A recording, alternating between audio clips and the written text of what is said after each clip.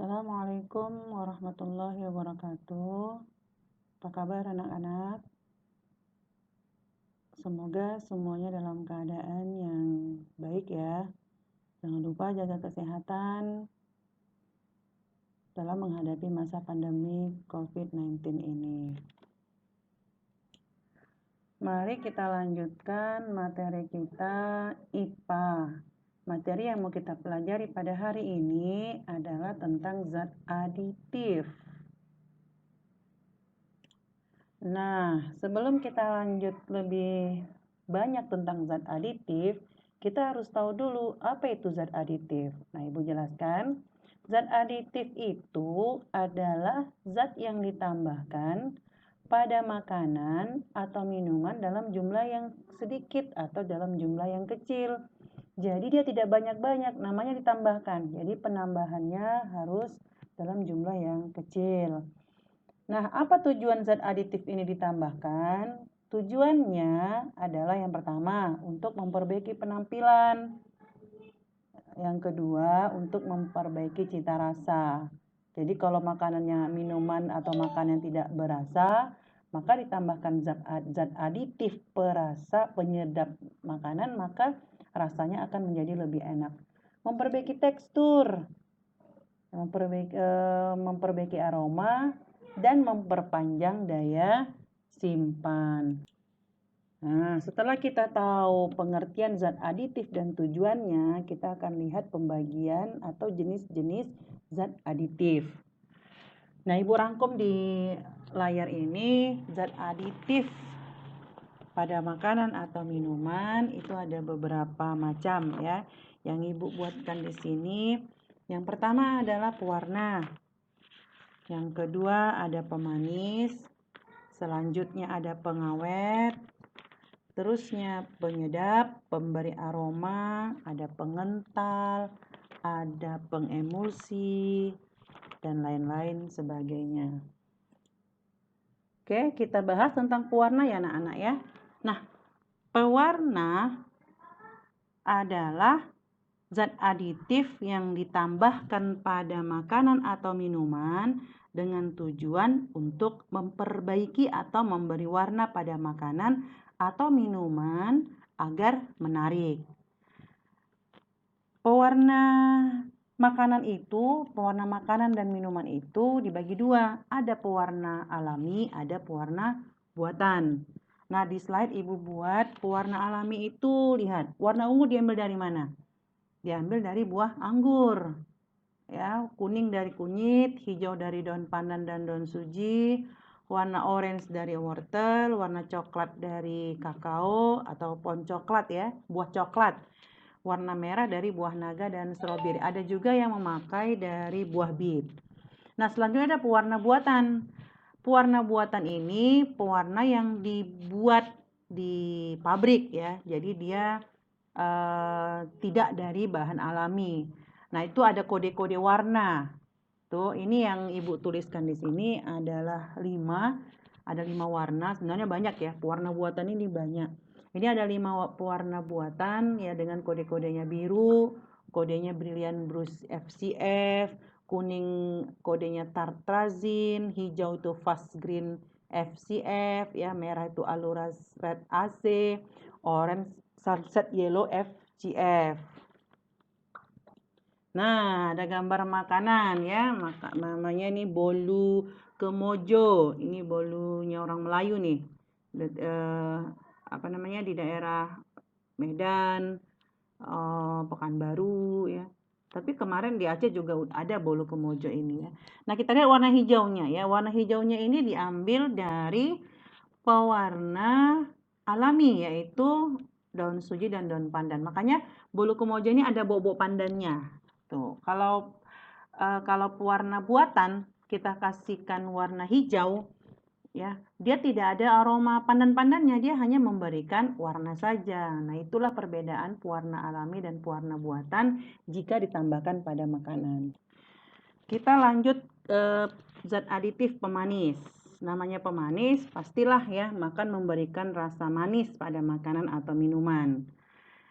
Nah, pemanis ini juga dibagi dua.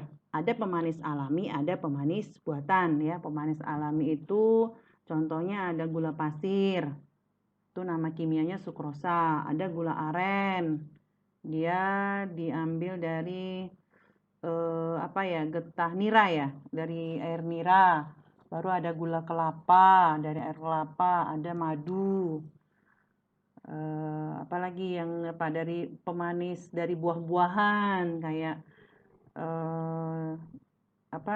anggur ya, manisnya anggur ya, pemanis dari pokoknya buah-buah yang manis. Pemanis buatan, nah ini dia, banyak namanya buatan. Jadi nama-namanya adalah nama-nama kimianya ya, nama pabriknya. Ada siklamat, ada aspartam, ada kalium asesulfam, ada sakarin. Pemanis buatan ini tingkat kemanisannya lebih tinggi atau lebih besar dibandingkan dengan gula pasir. Nah, di dalam buku kalian itu disebutkan pemanis buatan dapat digunakan untuk menggantikan pemanis alami pada orang-orang yang menderita penyakit kencing manis atau diabetes mellitus ya. Karena apa? Karena pemanis buatan tidak menghasilkan kalori dalam tubuh. Artinya pemanis yang dikonsumsi itu tidak menjadi energi ya, tidak akan diubah menjadi gula dalam tubuh ya. Maka bagi orang yang sudah kena penyakit diabetes mellitus atau kencing manis biasanya disarankan untuk memakai pemanis buatan ya. Tetapi harus diingat penggunaan pemanis buatan itu tidak boleh berlebihan ya, karena bisa membahayakan kesehatan ya. Salah satunya akan rusak ginjalnya, tapi itu memang dalam skala yang cukup lama. Zat aditif yang ketiga ada pengawet.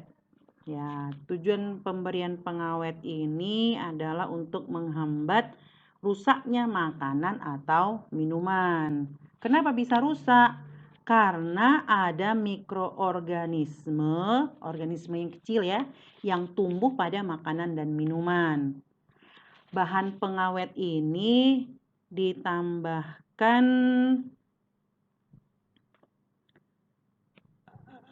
pada makanan dan minuman untuk mencegah tumbuhnya mikroorganisme pada makanan dan minuman. Pengawetan, cara-cara pengawet itu ada beberapa ya.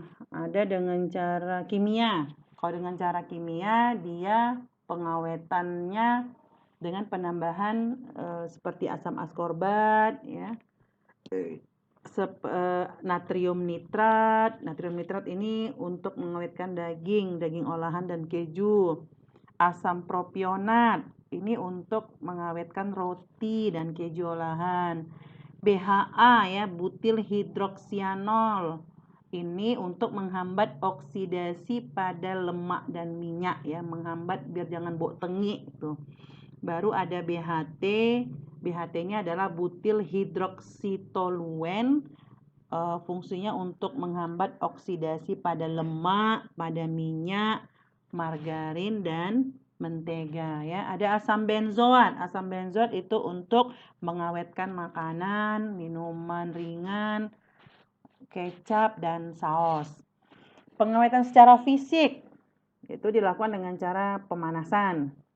Jadi biasanya kalau makanan atau minuman tuh diolah, biasanya biar awet dipanaskan ya. Baru pendinginan. Pendinginan tuh juga fungsinya untuk menghambat pertumbuhan mikroorganismenya. Baru pembekuan, dibekukan. Biasanya makanan atau minuman yang dibekukan itu lebih tahan lama dibandingkan makanan yang tidak dibekukan. Pengasapan ya, diasap. Kita tahu ada ikan sale, apalagi yang diasap-asap, daging asap. Nah, itu juga untuk membunuh bakteri atau mikroorganisme yang mungkin timbul pada makanan atau minuman. Pengeringan itu mengeluarkan air, karena biasanya kalau lembab, kalau berair mudah tumbuh mikroorganisme di situ. Dan ada penyinaran. Penyinaran ini biasanya skala pabrik untuk membunuh atau membunuh mikroorganisme pada misalnya minuman kaleng ya. Nah, itu biasanya pakai metode penyinaran. Baru ada pengawetan dengan cara pengasinan dan pemanisan. Contohnya, kalau di daerah pantai, nelayan-nelayan itu yang ikannya banyak, mungkin tidak habis, supaya tidak sayang, maka ikannya diasinkan, dikasih garam, maka ada ikan asin ya. Baru ada manisan buah, begitu juga buah yang mungkin banyak tidak habis dimakan atau dijual, daripada sayang, bagaimana caranya supaya awet dan bernilai jual, maka dibuat manisan buah. Tuh. Nah, di gambar slide itu ada roti. Sebenarnya di roti kiri itu ada roti yang bahan dasarnya dari gandum. Jadi itu warnanya memang coklat, bukan karena ada jamur atau apa ya. Baru yang di bawah coklat juga, cuma dia sudah ditumbuhi oleh mikroorganisme yaitu jamur, dan ini tidak bagus untuk dikonsumsi.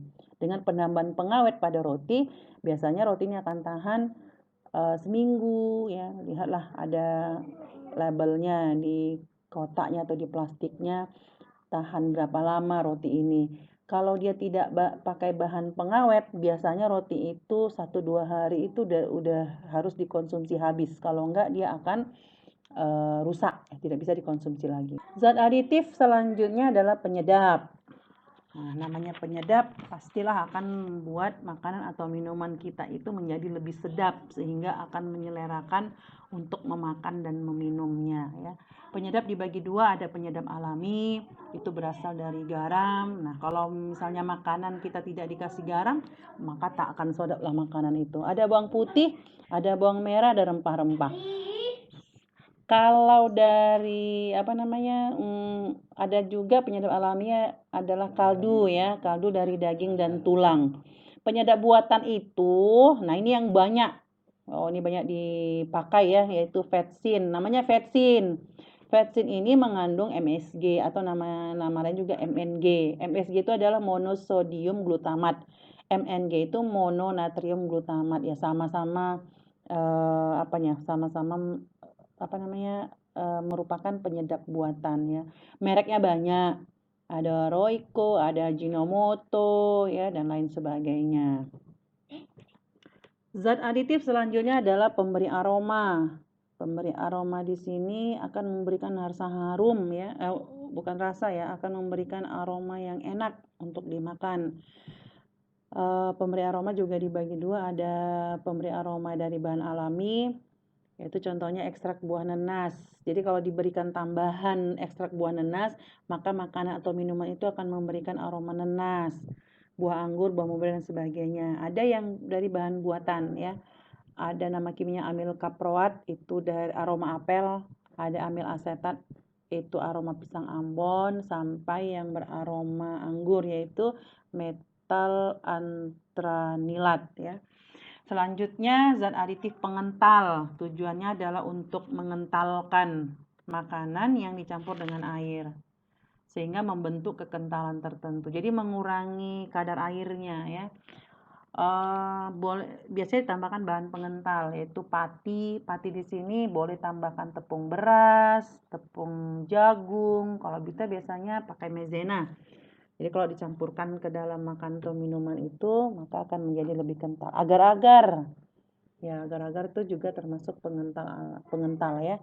Gelatin, ada gum. Gum ini pengental untuk membuat permen karet ya.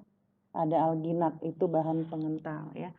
Yang terakhir ada pengemulsi. Apa itu pengemulsi? Pengemulsi itu adalah bahan makanan yang dapat mempertahankan dispersi lemak dalam air dan sebaliknya ya. Jadi supaya bisa bercampur minyak sama air ditambahkan pengemulsi. Contohnya kalau pada makanan yaitu lecitin. Lecitin itu ada pada kuning telur. Makanya kuning telur sama putih telur itu bisa bergabung karena ada lecitinnya ya. Ada lecitin yang terkandung pada kedelai. Lecitin ini banyak digunakan dalam pembuatan mayones dan mentega. Iya, itulah dia materi kita tentang zat aditif. Semoga dengan kita mengetahui tentang zat aditif, jenis-jenisnya, manfaatnya, kita bisa dengan bijak memilih makanan kita ya, tidak hanya sekedar makan tapi juga harus memikirkan makanan yang sehat. Terima kasih buat anak-anak. Semoga bermanfaat, semoga bisa diamalkan dalam kehidupan kita sehari-hari. Oke, assalamualaikum warahmatullahi wabarakatuh.